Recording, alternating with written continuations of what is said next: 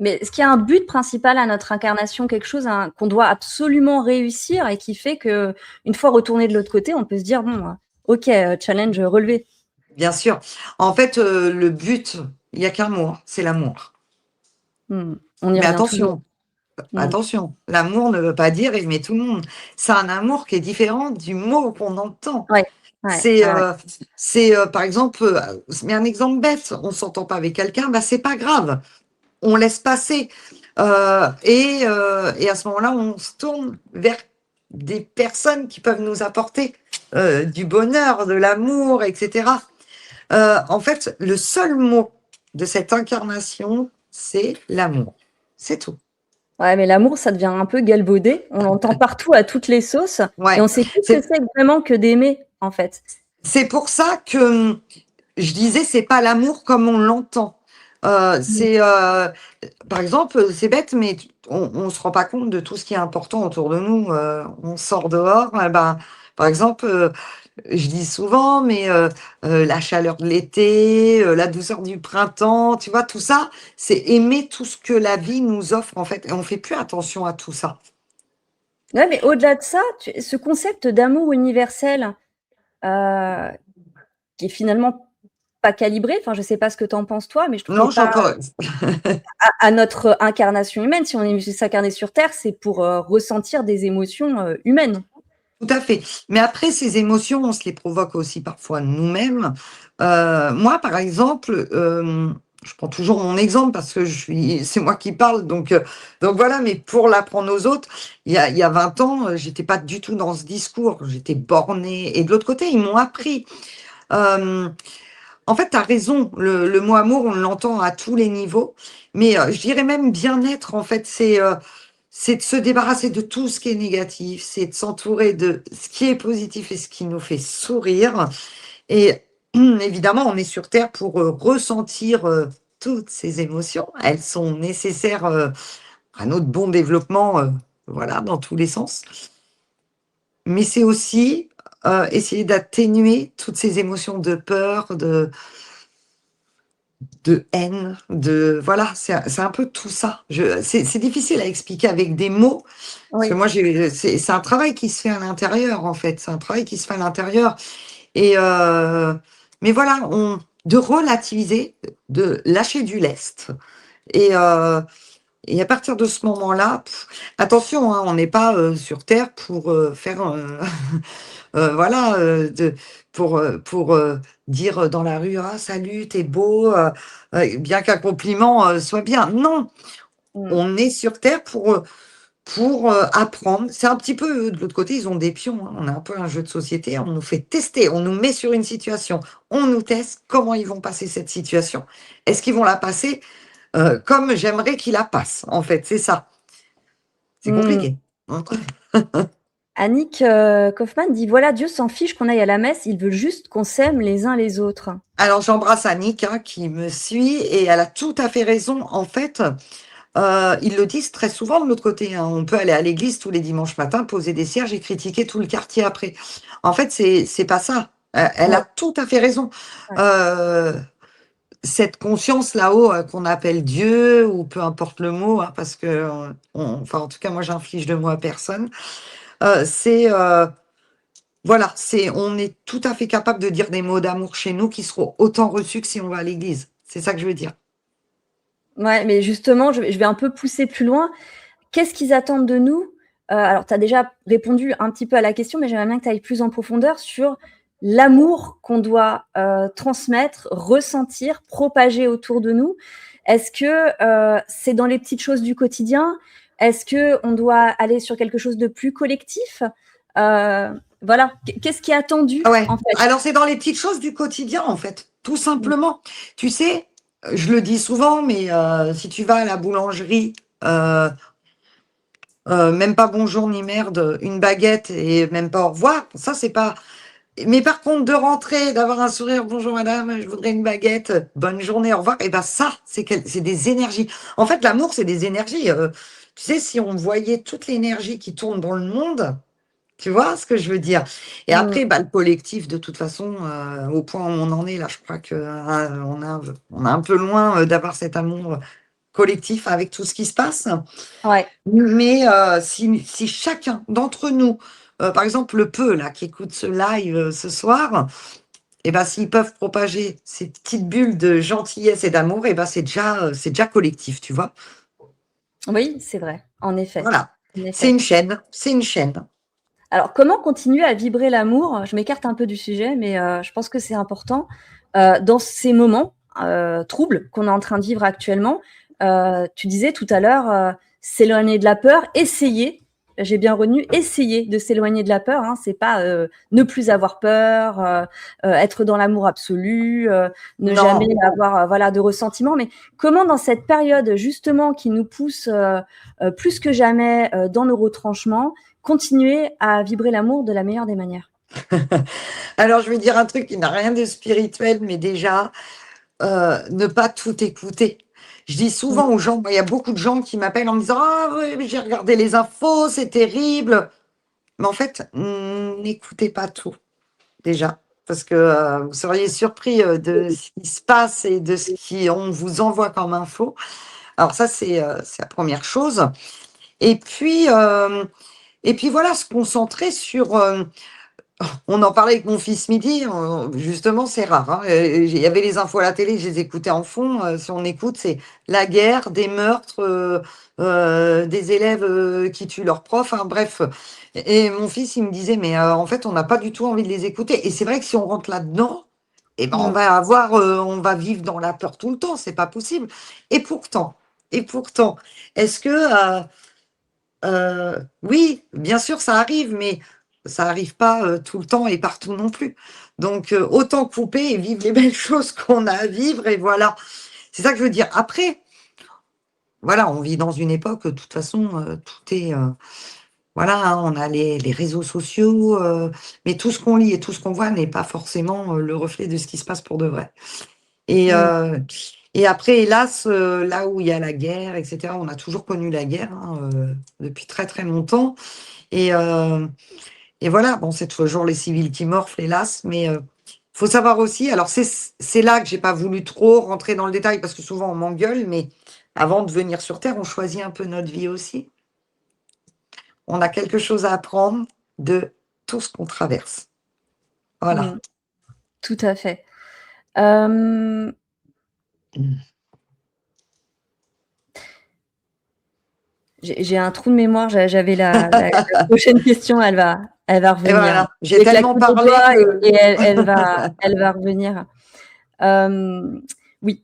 Est-ce que, c'est l'intention qui prime plus, que l'action?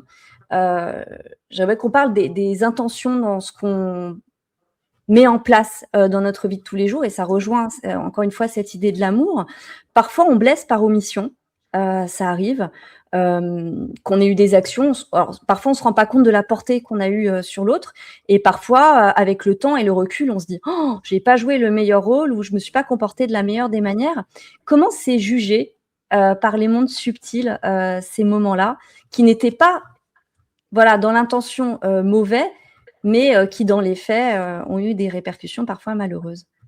tu as fait la question et la réponse, tu as tout fait. Tu sais pourquoi? Parce que rien que Dis-moi. le fait vraiment, hein, rien que le fait de se remettre en question, et ben, on est déjà pardonné. Ce qui est le plus dangereux dans la vie, c'est justement de ne pas se remettre en question. Par Mmh. exemple, demain, je renverse quelqu'un sur la route, et puis, je vais dire, limite, la personne était sur le trottoir bien à sa place, mais c'est lui, c'est de sa faute parce qu'il était sur le trottoir. Bah non, moi je vais me remettre en question en disant: «Mon Dieu, mais pourquoi? Pourquoi j'ai fait ça? Qu'est-ce qui m'est arrivé à ce moment-là?» Alors évidemment, hein, quand je dis ça, on ne parle pas de quelqu'un, qui a 3 grammes d'alcool et cetera, on est bien Mmh. d'accord, hein. Et c'est pareil pour blesser. Moi aussi, ça m'est déjà arrivé, vraiment involontairement parce que vraiment, moi, j'essaye de ne pas blesser les gens et je peux te dire que pourtant, des messages, j'en reçois et des fois, je suis fatiguée, je suis à bout de nerfs, mais j'essaye toujours de me dire: «Mais c'est mon problème d'être à bout de nerfs. Ça m'appartient, ça n'appartient pas aux autres, en fait». Et voilà, et la remise en question est toute l'importance de l'erreur. C'est-à-dire qu'à partir du moment où on se remet en question, bien évidemment qu'on est pardonné. Bon, à part, si on fait quelque chose de très grave et si je tue le voisin et qu'après, je dis, Voilà, non, on parle des petites choses de la vie, hein, quand même. Tout à fait. Hem, Quand tu parles de David, qui est donc l'un des défunts qui s'est confié à toi, tu dis: «David reviendra plus fort et résolu». Est-ce qu'on est en Oui, train de jouer un brouillon? J'utilise volontairement ce terme un peu fort, mais on mmh, on ouais. En fait, c'est comme si, demain, tu apprends à dessiner quelque chose et à force de le dessiner, tu vas le réussir de mieux en mieux, en général. Et c'est un peu ça. En fait, toutes les petites erreurs qu'on fait, on apprend à les rectifier, dans une autre vie. Voilà, alors, les petites erreurs, la les choses bêtes, hein, mais, par exemple, quelqu'un qui va se suicider, j'ai toujours, été ça m'a énervé parfois d'aller mmh, dans des conférences et qu'on dise: «Celui qui se suicide, de l'autre côté, il est en enfer», non, mais qui ne sommes-nous pour juger quelqu'un qui fait un geste comme ça? On n'est personne.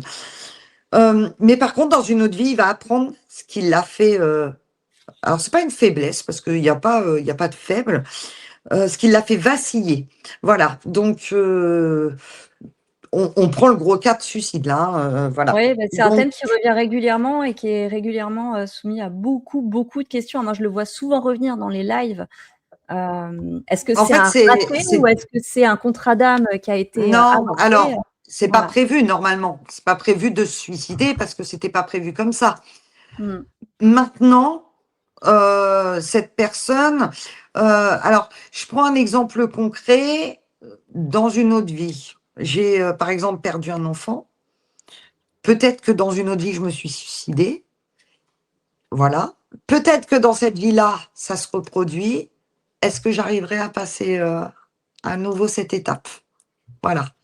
Attention, c'est pas parce que, on s'est suicidé parce qu'on a perdu un enfant qu'on perdra un enfant. Mais on aura certainement une même peine, voilà, qui nous c'est pas juste, c'est vrai, mais voilà. Par contre, que les choses soient claires, en tout cas en ce qui me concerne, parce que je ne parle jamais pour, les autres, c'est que quelqu'un qui s'est suicidé, je peux avoir autant de contacts aussi beaux et aussi Mmh. rapidement que quelqu'un qui est parti d'un accident. Bah, tu as d'ailleurs le témoignage, d'Alex, si je me trompe pas, un des défunts J'ai qui s'est justement suicidé et confié à toi. Hem, oui, il avait été adopté. Oui, tout Heu, à fait, ouais, Alexandre, ouais. Ouais, ouais, tout à fait, c'est parce que ça. V Voilà, et Alex fait partie d'un personnage, qui, avec l'adoption, a beaucoup souffert et cetera et pour autant, Alex, on a des très beaux contacts. Donc c'est pour ça que faut pas tout mélanger. On n'est pas, mmh, tu sais, à l'époque, quelqu'un qui se suicidait, le pauvre, il avait même pas le droit à une croix au cimetière, ni de passer à l'église. Heureusement, les choses évoluent. Voilà. Par contre, évidemment, on vous dit que c'est beau de l'autre côté de tout ça, mais il faut pas se suicider parce que un coup de canif dans le contrat quand même qui était pas prévu et dans une autre vie, on risque d'avoir des épreuves, voilà. Mais en fait, par exemple, quelqu'un là qui vit un divorce très, très, très douloureux, par exemple, on va prendre cet exemple-là, et ben, peut-être que dans une autre vie, cette personne n'a pas passé cette étape et elle le revit aujourd'hui, là, en 2026 et elle arrivera à le passer. En général, on revient plus fort, c'est ce que tu as dit et on repasse les étapes. alors justement, je vais vous lire un extrait de ce témoignage d'Alex parce que tu parles donc vraiment tu scindes les témoignages avec des thèmes, hein, des sous-thèmes, c'est-à-dire la manière dont ils ont vécu leur vie, le moment du passage, le moment du détachement en fait, le passage, de l'autre côté, la vision parfois de leur corps, la réalisation de leur décès, ça on va y revenir parce que je trouve que c'est important. Tous n'ont pas eu la même prise de conscience et le même passage. Et je vais vous lire du coup le témoignage d'Alex, donc qui s'est ôté la vie au moment de son départ. Je me suis vue de loin, mon corps abandonné, immobile, perdu au milieu de nulle part, et pourtant ce spectacle ne m'a fait ni chaud ni froid. Une étrange sensation de détachement m'envahissait. Je n'étais plus liée à cette enveloppe charnelle, comme si je n'en avais plus besoin. J'avais l'impression de tournoyer comme un manège qui s'accélère à l'infini. Mes cheveux semblaient voler au vent et je ressentais une liberté absolue, une légèreté que je n'avais jamais connue. Et au moment du passage de l'autre côté, c'est alors qu'une femme est apparue, Elle s'est approchée doucement et a pris mes mains dans les siennes. Une chaleur douce, empreinte d'amour et de tendresse, a entouré mon âme. En un instant, toutes mes blessures invisibles semblaient guéries. Alors évidemment, on ne fait absolument pas l'apologie du suicide, hein, Céline, Ah, surtout on le pas, hein, c'est redit pour ce ça que j'ai soir. insisté, hein. Voilà, on insiste bien là-dessus. Mais c'est simplement que il y a cette idée courante, ou en tout cas qui est parfois partagée dans d'autres lives, d'autres conférences, même des livres, ou alors c'est peut-être une idée reçue, mais que l'âme des suicidés erre en fait dans les couloirs du temps, ou qui deviennent, qui passent dans le bas astral, enfin voilà, qui sont bannis en fait par les mondes subtils. Heureusement que non. Pourquoi on parlerait, d'amour infini si c'était ça? De l'autre côté, ils le C'est disent clair. très, très, très souvent dans leurs témoignages. Qui sommes-nous pour pouvoir juger de ce que la personne peut faire? Donc, Mmh. on est là pour apprendre. Bien sûr que c'est une connerie de se suicider. On va pas, voilà, c'est une connerie parce que 99,9% des gens qui se suicident auraient pu s'en sortir autrement que par ce geste. C'est tout. Mmh.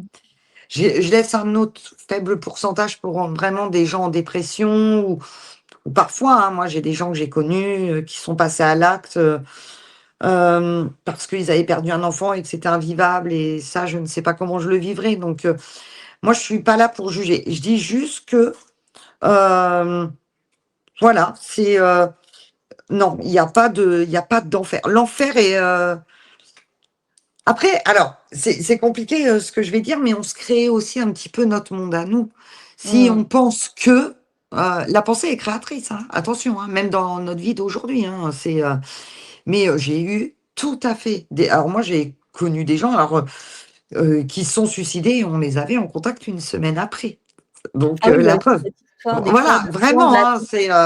je pense que s'il y avait mon groupe là sur YouTube qui écoute, il y en a qui le témoigneraient parce qu'on a eu des et voilà. Mais de l'autre côté, il faut qu'ils apprennent leurs conneries aussi. C'est un peu comme si demain, voilà, je vais faire une bêtise, va falloir que que je répare un peu ma bêtise. Mais ils ont une prise de conscience, mais ils sont pas dans le noir, là, en enfer, avec le diable autour. Ça, c'est n'importe quoi. Mmh. Allez, on va refermer la parenthèse, mais on va parler du moment où le défunt, réalise qu'il est décédé. Alors, il y a plusieurs avis divergents là-dessus. Il y a des médiums qui vont te dire, mais c'est ton avis, hein, qu'on veut, Céline, je le dis bien, comme à Ouais, chaque live, on parle de médiumnité, il n'y a pas de vérité absolue, ce sont des expériences, des transmissions, des enseignements qui tout passent à aussi fait. par le filtre de la personnalité, du médium, et je pense aussi par le niveau de conscience, qu'il capte. Hem Pourquoi, à ton avis, certains défunts, parce qu'on le voit hein, dans la pluralité de ces témoignages, il y a des défunts qui s'en rendent compte immédiatement, il y en a d'autres qui le comprennent un peu plus dans la longueur. Qu'est-ce qui fait, voilà, il y en a certains qui voient leur corps, il y en a d'autres qui retrouvent des proches. Enfin, c'est très différent en fait cette entrée dans l'au-delà. Qu'est-ce qui fait la différence selon toi? En fait, tous les médiums ont raison.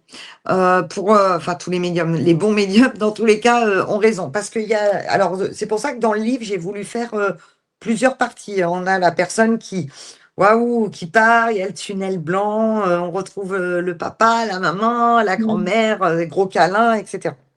Et on a ceux qui sont tellement matérialistes, Ouais. tellement fermés, tellement, et c'est pas une question de croyance, attention. C'est là toute la différence. Je vais bien découper le truc. Si aujourd'hui, je n'ai pas de compassion envers qui que ce soit, si aujourd'hui je ne pense que à mon matériel, attention, l'argent est une énergie, c'est normal d'en avoir. Je parle de vraiment de dire, par exemple, moi je roule en Porsche et puis lui il roule en 206 et c'est rien. Voilà, Mmh. cette façon de penser. Le jour où on va passer de l'autre côté, l'expérience ne va pas être la même que quelqu'un qui a eu de la compassion, qui voilà, on est quand même dans quelque chose de différent. On reprend le film Nos Solars, qui a été aimé et moins aimé, hein, parce que, voilà, hein, dans Nos Solars, quelqu'un qui est au départ un peu dans le noir parce qu'il a été égoïste. Alors évidemment, ça se passe pas complètement comme ça, mais il est vrai qu'il y a des gens qui ont été très égoïstes, qui n'ont pas été gentils, bah, ils ne voient pas le tunnel directement et ils ont du mal à trouver la lumière au départ. Donc voilà, c'est toute la différence. Donc en fait, c'est comme un peu les expériences de mort imminente, hein, les expériences de NDE, pour ceux qui savent pas, les gens qui ont fait des comas, qui ont vu, de l'autre côté, hein, qui sont morts et parce qu'on nous dit toujours: «On n'est jamais revenu de la mort, gna gna gna», mais c'est faux, puisqu'il y a des gens, leur cœur s'arrête et ils vivent l'expérience et ils le disent. Il y en a qui ont vécu des expériences de mort imminente très jolies et il y en a d'autres où ça a été moins joli. Mais ceux qui ont vécu ces expériences moins jolies, c'était des gens, très matérialistes, très égoïstes et cetera. Donc voilà.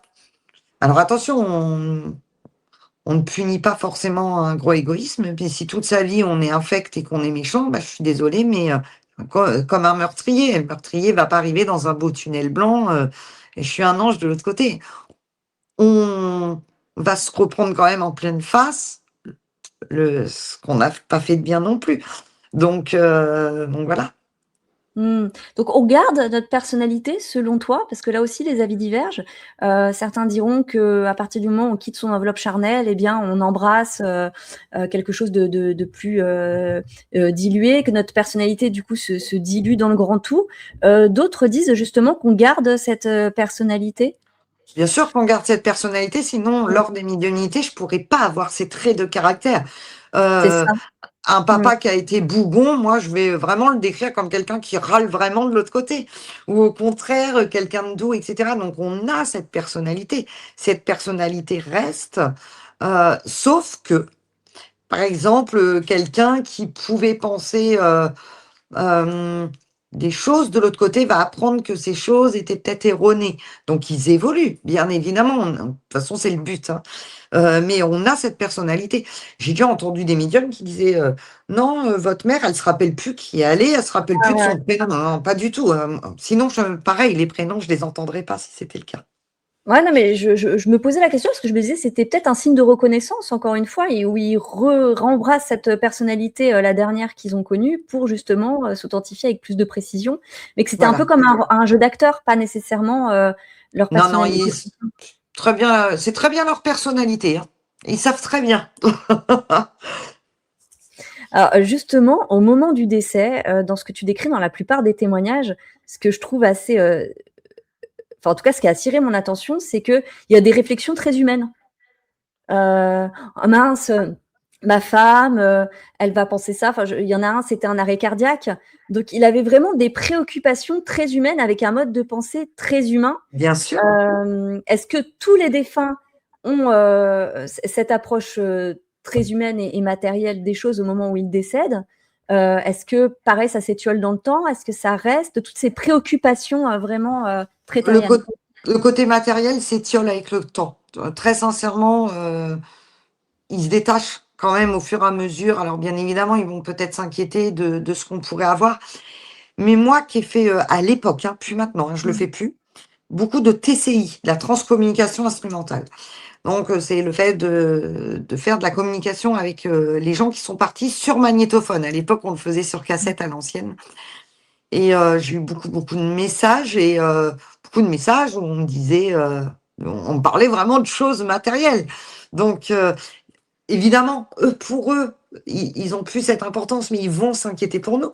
Moi, si je pars demain, on a remarqué qu'on est, très détaché, par exemple, là, aujourd'hui, je voudrais pas partir pour pas laisser mes enfants, évidemment, mais j'ai pas peur de partir.